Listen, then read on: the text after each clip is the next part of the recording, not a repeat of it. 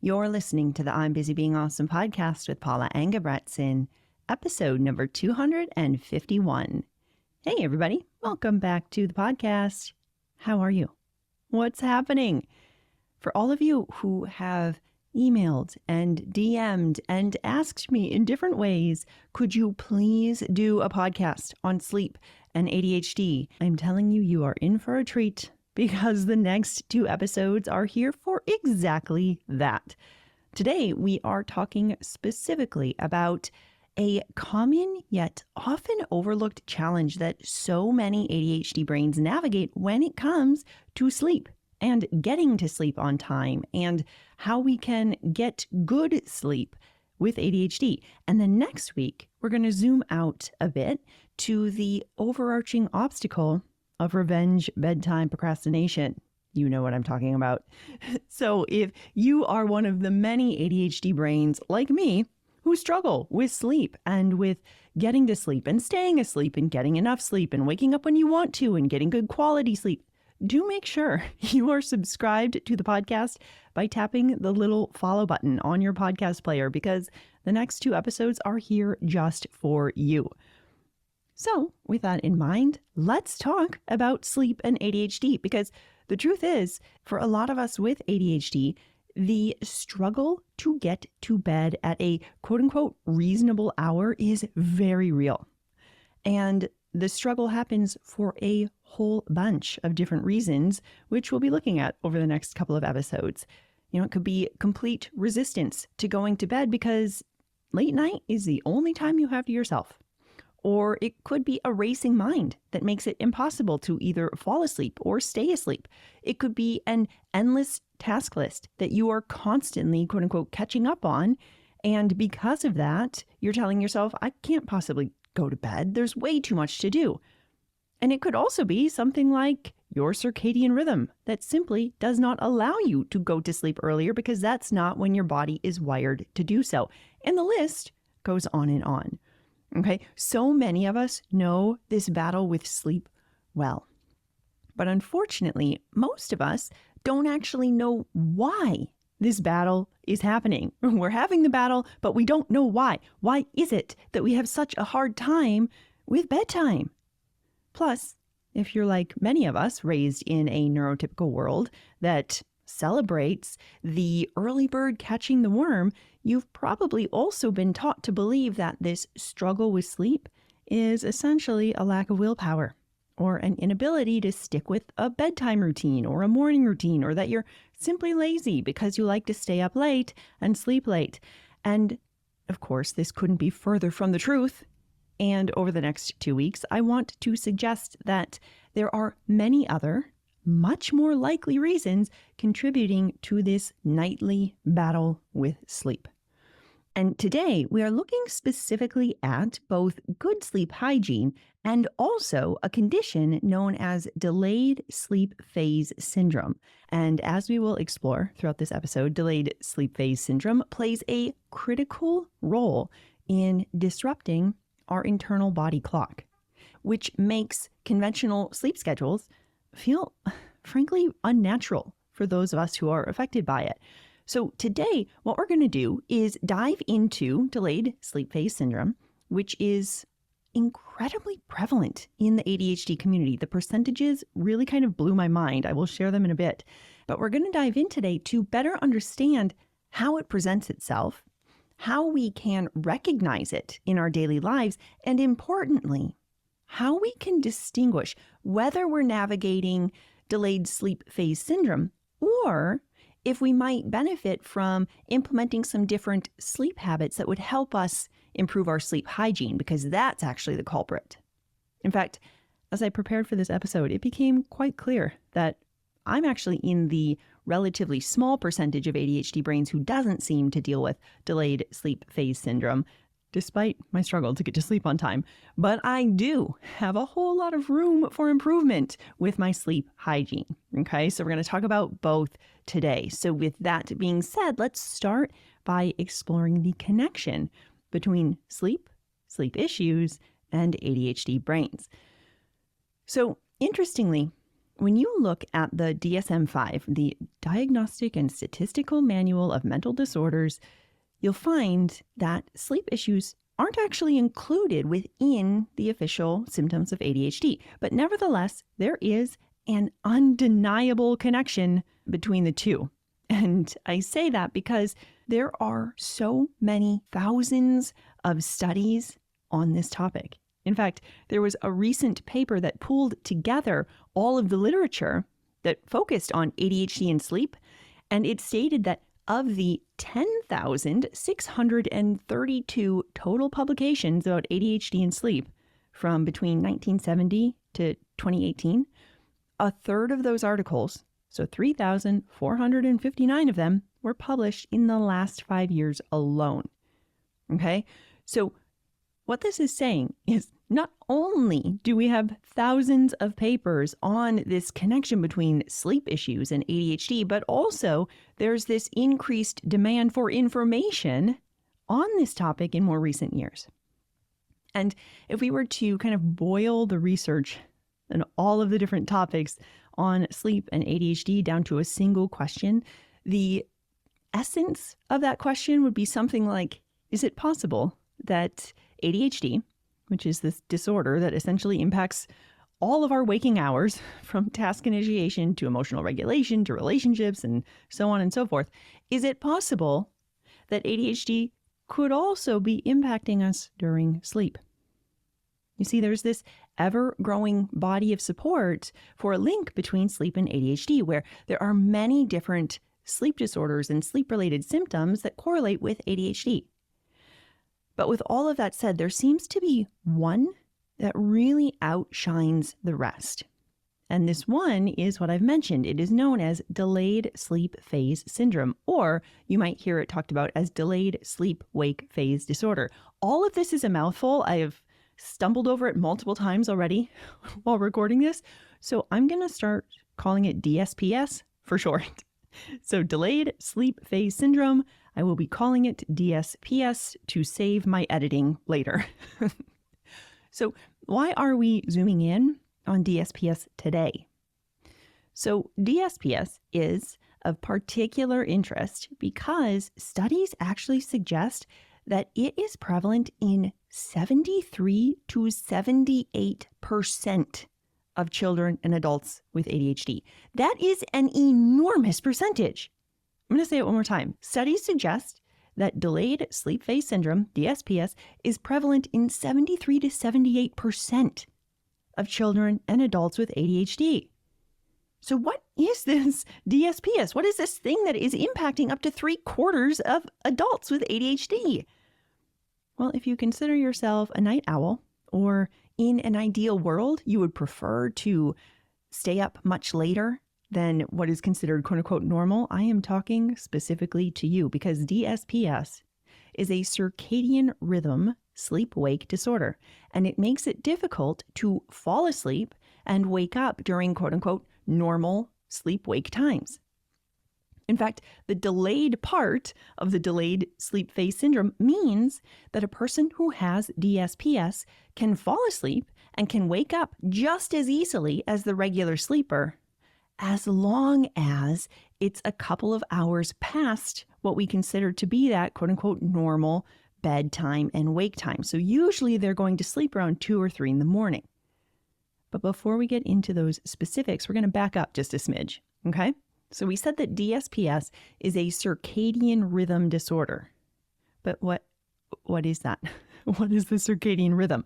So maybe you've heard this term before, but let's talk about what it is exactly. So your circadian rhythm, it's this 24-hour clock that's located in the hypothalamus of your brain. So for reference, the hypothalamus is located at the base of the brain. It's this small but important region that plays a crucial role in regulating our key bodily functions. Things like our temperature control, our hunger, thirst, sleep-wake cycles, emotions, hormone production, okay? So our circadian rhythm is this internal clock, and essentially it guides our daily lives. However, there is another layer to this system that kind of personalizes how we each experience this circadian rhythm, this 24-hour clock. And that next layer are our chronotypes. So chronotypes extend this concept of the circadian rhythm by individualizing how these rhythms present in each person. So in other words, while our circadian rhythms dictate the overall structure of our biological clock, right? We all have that 24-hour clock. The chronotype basically influence when we have our peak periods of alertness and activity. Okay, so when we think about our chronotypes, we're usually talking about whether we are early birds or night owls or somewhere in between, because when we know that, it allows us to know when we're at our peak and when we're feeling really sleepy and when to do our best work and when to do rest type activities, right? And interestingly, the chronotype is largely genetic. Okay, it's not just some personal preference. So just like your eye color is genetic, so is whether you're an early bird or a night owl. Now, I also want to mention here that the Huberman Lab podcast, they just released a 6-part deep dive into all things sleep. And in the first episode, Huberman and the sleep expert, Dr. Matthew Walker, they talk about the genetic component of the chronotype. And Dr. Walker talks about the 5 different chronotypes. So there's the extreme morning type, the morning type, the neutral type. I think they need a more fun name than that, but the neutral type, the evening type, and the extreme evening type. Okay? And Dr. Walker offers some interesting questions to help you better understand what your true chronotype is, rather than what your preference might be due to social conditioning or your desire to stay up later because of your current life circumstances or whatever. And I will link to both the episode with Huberman and also a quick quiz that Dr. Walker mentions in the episode. In case you want to take it, it's a quiz to help you figure out your specific chronotype. Okay, so if you are currently hyper-focused on sleep, like I am right now, if you are very fascinated by it, you might be interested in this series. But be prepared. In typical Huberman Lab fashion, each episode is several hours long. So just know that ahead of time. But when we think about sleep, okay, we first have our circadian rhythm. Okay, this is our body's 24-hour clock. And then within that 24-hour clock, we have our chronotype. And this is our body's preferred sleep-wake cycle, depending on whether we are an extreme early morning type, a neutral type, an evening type, an extreme evening type. Okay, so how does the chronotype and this circadian rhythm thing come into play with delayed sleep phase syndrome? Well, good question. So DSPS is a circadian rhythm sleep disorder. Okay, so this is where the person's sleep pattern is delayed by 2 or more hours beyond what is, again, considered a quote-unquote conventional bedtime. And this delay makes it really difficult for people who struggle with DSPS to fall asleep and wake up at socially accepted quote-unquote times. So in other words, the body is literally wired in a way that it naturally stays up later and wakes up later than what is typically conventional. They feel most alert and they perform the best during the late evening hours. They prefer to go to sleep in the early morning hours. And what I see as a qualifier for DSPS in the research is that delayed sleep phase syndrome often presents a significant issue that affects daily functioning. So people with DSPS struggle to meet typical work and school and social schedules. And because of this, that can lead to different problems like chronic sleep deprivation, extreme stress, social isolation. Okay? And with DSPS, there appears to be little control over that experience. It is not simply that you just enjoy being up late because the house is quiet at that time and it's the only time you have to yourself, which is, again, another reason you might like, but it's not the same as DSPS, okay? With delayed sleep phase syndrome, your body is literally wired to follow this sleep-wake pattern. So those with DSPS typically can't fall asleep until somewhere between 2 to 6 a.m., which would then, of course, push their wake times into the late morning or early afternoon if they don't have to wake up for something. They also often have a difficult time changing their sleep-wake times, even if they've made improvements in their sleep hygiene, which we'll talk a little bit more in a minute. And then also, people with DSPS often struggle to stay awake during the earlier parts of the day, especially if they have to wake up early, right, at a conventionally, quote unquote, normal time. Now, interestingly, unless those with DSPS also have another sleep disorder, the time that they do spend sleeping is actually good quality rest. Okay, so if people with delayed sleep phase syndrome are practicing good sleep hygiene, but they're just following their normal circadian rhythm and they're getting good sleep, but they're just going to sleep later and getting up later, their sleep quality is very good. Okay, it's not any different than anyone else's who might be going to bed earlier. And this brings us to an important distinction. If you are struggling to get to bed and you're not sure whether it's delayed sleep phase syndrome or if it's something else, but what you do know is you're not getting good quality sleep. If you're waking up and you're still feeling groggy or you're waking up a whole bunch throughout the night, then sleep hygiene could also be a main obstacle to your sleep rather than delayed sleep phase syndrome specifically. Or honestly, for many ADHD brains, it's probably a combination of both. So with that in mind, what in the world am I talking about when I say good sleep hygiene?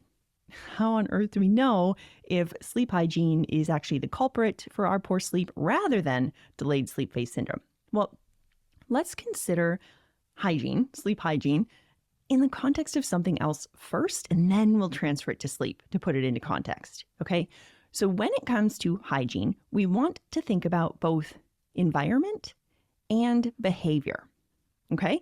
So consider hygiene when it comes to brushing your teeth, okay? To brush your teeth, you probably keep your toothbrush and your toothpaste by the sink in your bathroom, okay? This would account for the environment. You also probably brush your teeth at relatively regular times of the day that don't change a whole lot, right? The morning and the evening, for example. That would be the behavior. Now, without both a supportive environment, where you can easily find your toothbrush and your toothpaste, and without a routine time of day where you do this activity a couple of times, it would be easy for our oral hygiene to slip. Right? If we didn't have that good hygiene. The same is true for all sorts of hygiene categories. So keeping this in mind, let's think about both our behavior and our environment when it comes to sleep hygiene. What can this look like? Well, poor sleep hygiene through the lens of environment could look like too much light in the bedroom, or a particularly warm bedroom or warm bedding. It could look like animals in the bed or your partner in the bed who moves around a whole lot and you wake up from it, or too much noise in the room. For behaviors, it could look like irregular sleep-wake times, kind of all over the place. Sometimes it's early, sometimes it's late. It could look like being on your screens too late into the night, so the blue light is throwing off your melatonin production. It could be consuming too much caffeine or sugar too close to bedtime. It could be taking your medication too late by accident. It could be going to bed feeling really agitated, or maybe you're ruminating over a bunch of things and you're feeling quite stressed. So whether it's DSPS or not, I think it's really helpful for all of us to do a quick check-in to help ensure that part of our sleep struggle isn't also due to sleep hygiene that's causing this contribution to poor sleep. And also, as you've probably noticed for yourself, as our sleep quality worsens, so do our ADHD symptoms. And if you're anything like me, there's often a lot of opportunity for improvement when it comes to making these small tweaks to help our sleep hygiene overall. So what can we do here? And whether we are navigating DSPS or we just want to improve our sleep hygiene or both, what can we actually do? Well, let's start by talking about sleep hygiene strategies, since that is something that, whether you have delayed sleep phase syndrome or not, is very impactful, right? It can be helpful for just about everyone. So to start, I recommend taking an inventory of your environment and your behaviors surrounding your sleep. Now, as a reminder, we're going to drop into scientist mode here. So we're going to leave any judgment behind, and we're going to start gathering data for ourselves about our sleep. So when it comes to sleep, what's working? When do you find you get the best sleep? What conditions make it easiest to get to bed? How about to fall asleep? How about to stay asleep? What about to wake up? And then flip that question. What's not working? When do you get the worst sleep? What conditions make it harder to get to bed or to fall asleep or to stay asleep or to wake up? By gathering this data first, you start raising your awareness of where to begin changing up the environment or behaviors and what might make the biggest impact on your unique situation. So, to give you some places to start, I am going to offer a quick list of ways that we can improve our sleep hygiene, but I also want to offer ahead of time that as I make this list, you may feel just super annoyed with everything I say. If you are someone who struggles with sleep and you've done this research, you're probably going to roll your eyes and feel annoyed thinking about every suggestion I make because you're thinking, duh, I know, but it's way too hard to stick with it. Or doing that one thing can't actually make a difference. Or I know what to do, I just can't do it. Okay. So whatever response you have about this list I'm about to share, no problem. It's totally normal. I know you're thinking it because I've thought it myself and I've heard my clients share it too, okay? And that is why I'm also going to suggest we need to start small with just one area and build from there. And on top of that, I would recommend starting with small changes in your environment first, rather than the behavioral changes, because those are often a little bit easier to maintain. Okay, so start small and start with the environmental changes. And then finally, especially when it comes to behavioral changes, once you get to that category, beware of black and white, all or nothing thinking that loves to sneak in with suggestions and lists like this. Okay, so go small, allow for the gray. Okay, so what are some places that we can start to improve our sleep hygiene? First, optimize your bedroom environment. Okay, so make your bedroom conducive to sleep. So this is things like dimming the lights, using blackout shades, reducing noises. Maybe you use earplugs, maybe you use a white noise machine. I always have a fan running. Ensure that your bedroom is cool. Okay, so you want it to be around 64 or 65 degrees Fahrenheit. I believe that's about 18 degrees Celsius. Double check me on that, but I think that's correct. If possible, invest in comfortable sheets and blankets, a mattress, pillows, right? Good sleep stuff. I learned personally years ago that first of all, I didn't learn this. I just knew this. I'm a super hot sleeper, but I learned that I can only sleep in 100% cotton sheets because they actually breathe and they let my body regulate its temperature a bit better. So for you, take a minute and think about your current environment and brainstorm some quick wins that you could do to help transform it into a dark and cool and comfortable space for sleep. Every little bit helps, okay? Tip 2, limit your exposure to screens and try and dim the bright lights. So after sundown, try and avoid bright lights overhead. And then even more importantly, try and avoid screens, smartphones, tablets, computers, TV, right? At least an hour before bed, because the blue light that comes from those screens can really disrupt your natural sleep cycle because it prevents melatonin production. Okay? So at least an hour. Number 3, establish a regular sleep schedule. I know. But do your best to go to bed and wake up at a relatively regular schedule, plus or minus 30 minutes or so, even on the weekends. Now, this regularity is powerful because it helps to reinforce your body's natural sleep-wake cycle. Now, please notice that I am not saying go to bed early at a regular time. No, okay? If you are a night owl, great. Go to bed at that later time, but do it regularly. Okay, so practice the regular bedtime at whatever time that's preferable for you.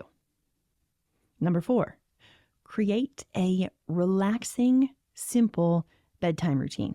Okay, so it can be really helpful to have some sort of pre-sleep ritual that helps you unwind, and that is something you actually want to do, not something you read about that you should do, okay? So this could be reading, could be taking a bath, journaling, drawing, crocheting, anything that helps calm you. Try and avoid stimulating activities. Try and avoid checking your emails or doom scrolling. Hopefully we're just not on our screens that late anyway. Avoid intense discussions, right? Things like that. Number 5, you could try using something like Brain.fm. So if you notice that you have a hard time quieting your mind or unwinding, you might consider something like Brain.fm, which I'm sure you've heard me talk about this on the podcast. I talk about it with my clients all the time, but it is an app that was originally designed to help improve focus and concentration. And they do that with music that helps shift your brain state so that you can stay focused. But they now also have music that helps you relax and fall asleep as well. I highly recommend checking them out. I have used them for years. I will also mention that they are a sponsor of this podcast, which means that if you use the link in the show notes, you'll get a free 30-day trial. So what do you have to lose? Try them out. You can get access through the link in the show notes, or if you head to brain.fm/I'm busy being awesome, you'll get that free 30-day trial. It is a great way to both support your brain and the podcast at the same time. All right, tip 5. Watch what you are eating and drinking around bedtime. Okay, so we want to try avoiding caffeine and alcohol before bedtime, because caffeine and nicotine as well, these are stimulants that can interfere with your ability to fall asleep. And then alcohol on the other side can disrupt your sleep later in the night. Similarly, heavy meals right before bedtime can make it difficult for your body to fall asleep. You might have indigestion issues, and then also it can make it difficult for your heart rate to lower. So it lowers much later into the night, which can then impact your quality of sleep overall and how refreshed you feel the next day. Okay. Tip 7 of 8, aim for some regular physical activity. So regular exercise can also help you to fall asleep faster and experience deeper sleep. But this is an important caveat that for some people, we want to make sure that we're not exercising too close to bedtime, because it can have the opposite effect and it can wake you up. Okay. So make sure you're doing it earlier in the day. And when I say day, I mean your day. So if you are an extreme evening person, maybe it's in the earlier afternoon for you. Okay. And then number 8, use natural light to your advantage. So natural light helps keep your circadian rhythms healthy. And so it's awesome to get lots of sunlight exposure during the day, especially first thing in the morning, and if possible at sunset as well. This can be a really powerful support in promoting healthy sleep. So again, I just offered 8 different ways to help improve sleep hygiene, both from the environmental and behavioral lens. And I encourage you to take a look at your current sleep situation. Notice where you might make one small tweak to help get better sleep tonight. Okay, that's going to help with the sleep hygiene and improve your sleep overall, whether or not you navigate delayed sleep phase syndrome.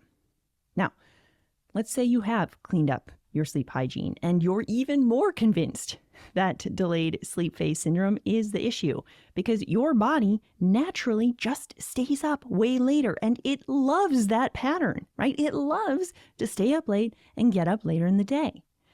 Okay, then what? Well, first, I'd recommend checking out a delayed sleep phase syndrome self-assessment. I linked to it in the show notes. It's just this quick, easy, multiple choice assessment that will give you a good idea of what's going on for your particular patterns. Okay, so check that out. And then after taking the assessment, I do suggest following up with your doctor. So bring the assessment, let them know the symptoms you're navigating, and then start that conversation from there about what you can do or how they can help you to support yourself with getting the sleep that you need. Now, because I am a coach and I stay in my lane as a coach, I'm not going to suggest supplements or things like that. That's why you're connecting with your doctor, okay? But as a coach, I am going to offer what I think is one of the most important things you can do after talking with your doctor, which is uncovering what you think about having this particular delayed sleep pattern. Because I am willing to bet that your brain has a lot to say about it. In fact, if you are like most clients I coach around navigating sleep issues, your brain likely has a whole lot of judgments about this. So, I invite you to consider if you have a lifestyle that could allow you to stay up later than the typical bedtime and sleep later than the typical wake time. For example, maybe the hours that you actually prefer are 2 a.m. bedtime, 10 a.m. wake time. And let's say your lifestyle could allow for that. Does this have to be a problem? What if it's not a problem? Now, please hear me. I know there are many people who struggle with delayed sleep phase syndrome who don't have a lifestyle that would allow for a kind of shifted schedule like this. I know that's not available to everyone, and that's really challenging, okay? But for those of you who may have some wiggle room here in your schedule, whether you work for yourself or you work at home for somebody and there's flexibility in your schedule, or you work at a company, but they have flexibility in their hours, what would it look like to play with creating a sleep-wake schedule that actually works for you? For those of you who might have some space, why not try working with your sleep rhythms rather than trying to force yourself into some sort of early bird schedule that your body doesn't actually jive with? So if you have the flexibility, I think there's a lot of opportunity to start challenging some of the beliefs that you may have adopted over the years. Because as a society, most of us have been conditioned to celebrate the early bird. But there is truly no one sleep pattern that's more advantageous than another. As long as it's not negatively impacting you or your well-being and you're getting good quality sleep, that's what matters. As some of you may know, I am married to a musician, and similarly, during undergrad, I spent a lot of time with musicians and going to gigs and playing shows and that kind of thing. And the evening and the extreme evening chronotypes are so well suited to the musician's life. In fact, if they were early birds, like I am, they would really struggle to stay active and alert and perform in the evenings, like I did. So if you suspect that you are navigating delayed sleep phase syndrome and you notice that you have a lot of judgment around your sleep patterns, I encourage you to pause and check in with yourself. There is no one quote unquote good sleep pattern and one quote unquote bad sleep pattern or sleep times. As long as you're getting the sleep you need, that's what matters. So check in with yourself. Are you trying to force yourself to go to bed earlier because it's some intellectual should? Because you believe that early risers are better in some way, or that you, quote unquote, should go to sleep early because that's the responsible thing to do. Again, there's no judgment here. We're not going to judge ourselves for judging ourselves, because frankly, it would make sense if you believed some of these things, since society essentially reinforces these beliefs all the time. But they're not true. And you get to decide whether you continue practicing these beliefs that society on both the big and small scale has passed on, or if you want to start actively challenging them and changing that story.